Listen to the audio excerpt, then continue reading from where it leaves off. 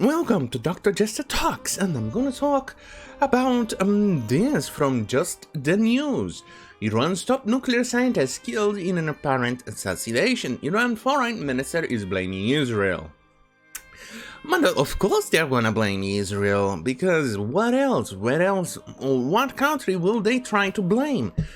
After all, they blame America, Israel, and other countries when they shut down that airliner in the middle of their own city at the beginning of this year. So this is definitely not that different from back then.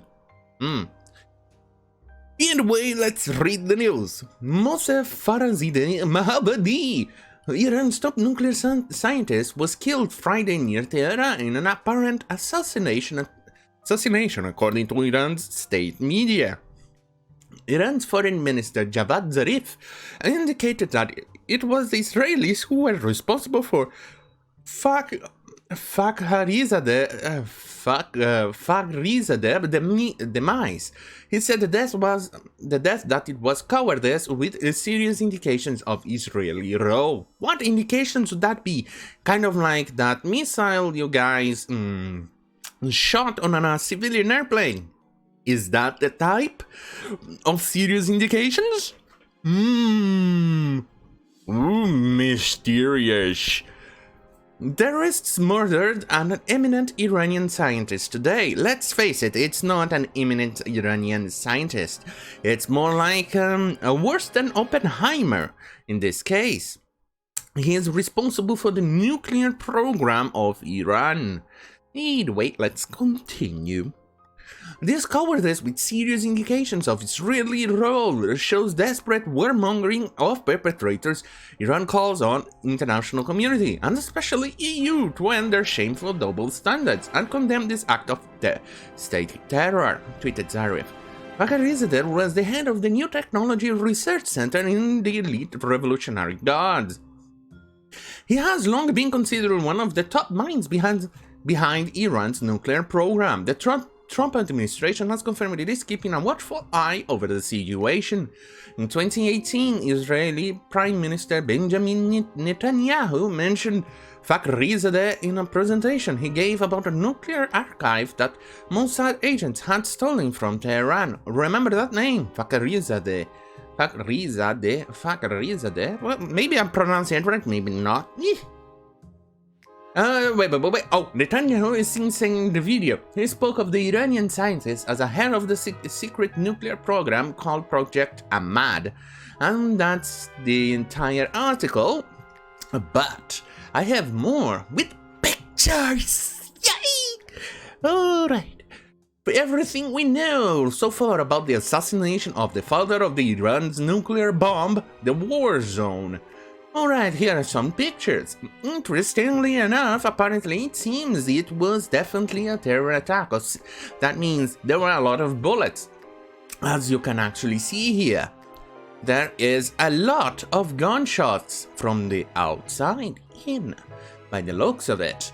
Let's take a look at the pictures. This one goes a lot more in details, and I'm not really in the mood to actually read all of that, because Satan is taking a dump right nearby, and I can hear the farts, and I'm also feeling the high temperature here down in this shithole.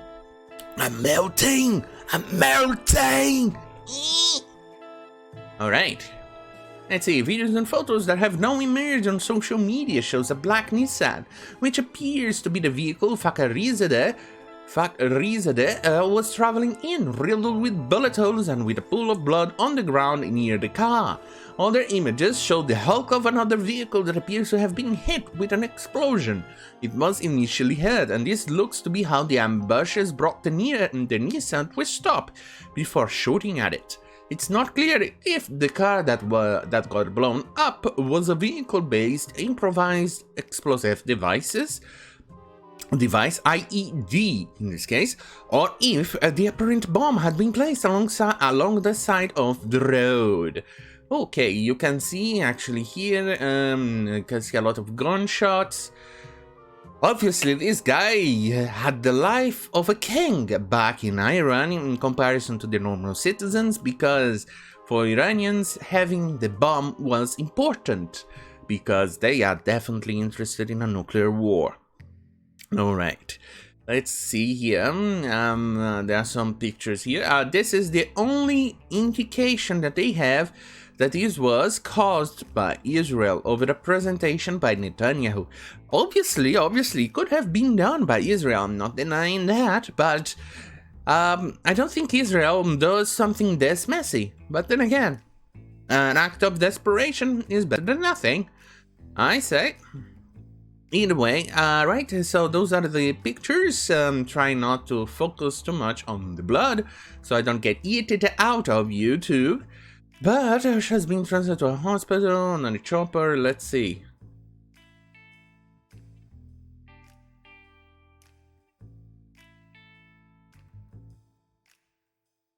Oh, okay, you can see the gurney here with the helicopter. By the way, that's an American helicopter. It's a Bell 412, I believe, unless I'm wrong. Well, you know, the Hueys. Well, the civilian version of the Hueys in this case. It's mostly because they have old technology in there. Either way, here are the pictures. Quite interesting. Oh, that's a no-no. Ha! Boy. Let's see. Windows footage show the scene of the assassination attempt on top of nuclear. Let's see. Okay, that's a bloody little shit. Alright. Okay. Alright. Right. Rightio. Alright. Okay. And this is all done because Iran decided to, well, fuck liberty, fuck freedom. Let's become a theocratic nightmare. Look at how beautiful this country could have been. It could have been one of the strongest countries in the world. It could have been the next Europe in the middle of the Middle East. Look how beautiful the place is. They could have had huge amount of revenue due to tourism, but nah, they decided, hey, let's install a theocratic nightmare in 1979. Let's kick the world out. And this happened. Quite interesting, isn't it? And I'm being really facetious in this. But either way, as you can see, Press TV is not a very reliable newspaper. They are in fact owned and controlled by the Iranian government. They are in fact part of the Iranian government. So basically, almost every single news outlet out of Iran is controlled or monitored by the government. Everything they print is an authorization by the government, otherwise it's not printed or shown. So in this case, they are trying to, well, portray a message here. But it's But either way, that's a good news, because this will definitely delay the development of a nuclear bomb from Iran. And Iran is always 1, 2, or a few months away of developing a bomb. Why I say that? It's they are 5 years away from developing the bomb. That was 20 years ago. No, that's not how it works. What they are is, if they decide today, in this exact same moment, to develop a bomb, it will take them 5 years to develop it. That's how it works when the intelligence agencies say it, or for instance, when Israel says it, even though that time period has decreased considerably as of late. I think the lowest one was a year or something like that. But let's use that as an example. If they decide today on the 28th of November 28th, if they decided today for 1 year, they will take exactly 1 year to develop a nuclear bomb. So next year, on November 28th, they'll have a bomb. Thereabouts. It's not always the exact, but it is how it is. it doesn't mean that they are developing 1 year and then 5 years later they're still yelling, oh, 1 year. No. That's bullshit. That's people who doesn't understand how things work. Those people are retards. What you need to understand, like I said, if they decide today, it will take 1 year to develop it. It doesn't, if they decide on March to develop, no, let's face it, if they decide, if for instance Netanyahu says today, Iran will develop a nuclear bomb he wants to develop a nuclear bomb, they'll take 1 year or something like that, and 1 year from now nothing happens, but 1 year from now they decide to create the bomb, and 2022, November 2022, they already have the bomb. It just means the time period. If they decided that particular day to develop the bomb, then the time period of completion will take 1 year. That's how it works. And Iran has a tendency of downplaying those things because they obviously don't want people to know, or other things like that to hinder their development of things like that. They really want. Remember the Stuxnet virus? Well, that was definitely Israeli. It's a joint cooperation between Israel and the US. It definitely took a huge damage on the Iranian nuclear system. It was interesting because the Iranians decided to hack the intelligence that the nuclear safety inspectors were carrying, and that beat them in the bunghole.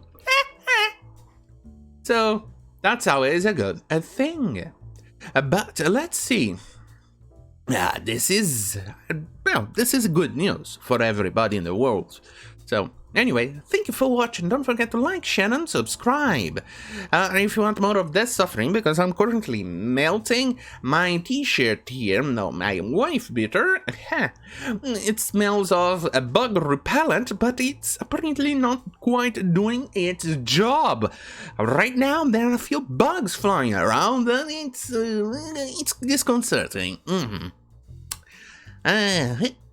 I just hope it's not one of those mosquitoes who's here to suck my beautiful and precious little blood without my consent, and I call that a rape. And it's done by the female version of the mosquitoes, so that's always bad. Anyway, thank you for watching. Let's see. Oh yes, now it's the good night bit. Good night.